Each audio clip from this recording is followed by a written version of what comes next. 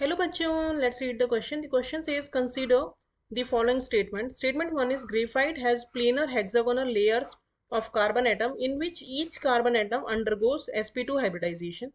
Statement 2 is fullerenes have smooth structure having dangling bonds. Statement 3 in diamond each atom is linked tetrahedrally to 4 other carbon atoms by sp3 hybridized bonds. The correct statements is or are option A both 1 and 3, option B only 3, option C both 1 and 2, option D all of these. So first of all, let us check the key concept of the question.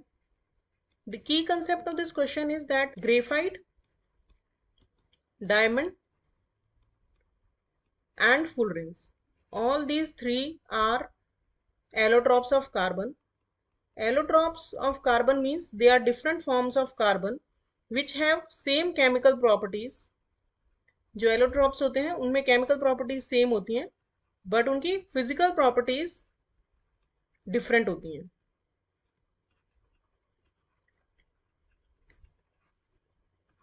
तो ये तीनों जो हैं these are different allotropes of carbon. और दूसरा इसका की concept ये है कि डैंगलिंग बॉन्ड क्या होता है. डैंगलिंग बॉन्ड का मतलब होता है एन अनसेटिस्फाइड वैलेंस और N immobilised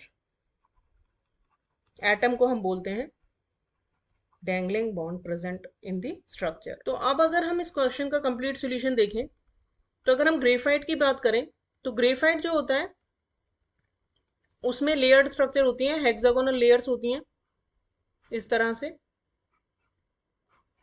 each carbon atom is sp2 hybridized and attached with other 3 carbon atoms. तो इस तरह से हेक्सागोनल लेयर्स बनी हुई होती हैं जो कि एक दूसरे से अटैच्ड होती हैं.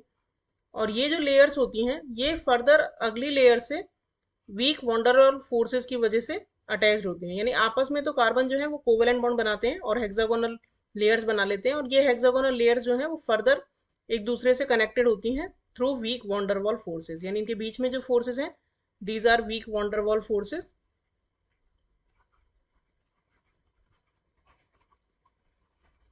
और ये हेक्सागोनल लेयर में जो बॉन्ड्स हैं दीज आर कोवेलेंट बॉन्ड्स. तो यानी कि ग्रेफाइट जो और each carbon atom is sp2 hybridised.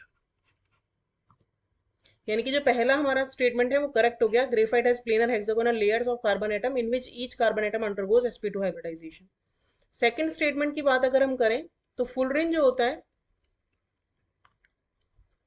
अगर हम C60 की बात करें तो इसमें 20 हेक्सागोनल शेप्ड रिंग्स होती हैं और 12 पेंटागन शेप की रिंग्स होती हैं और ये आपस में एक स्मूथ स्ट्रक्चर बनाती हैं.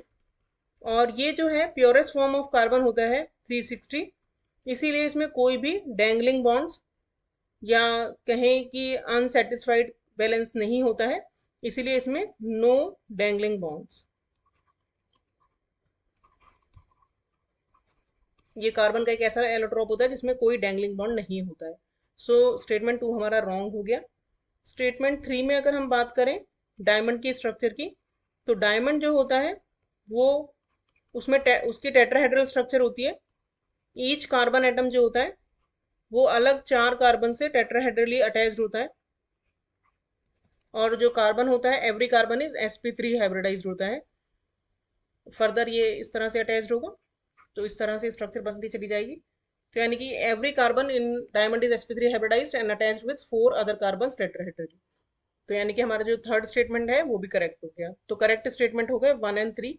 सो करेक्ट ऑप्शन हो गया option A. Hope you understood the solution well. Thank you.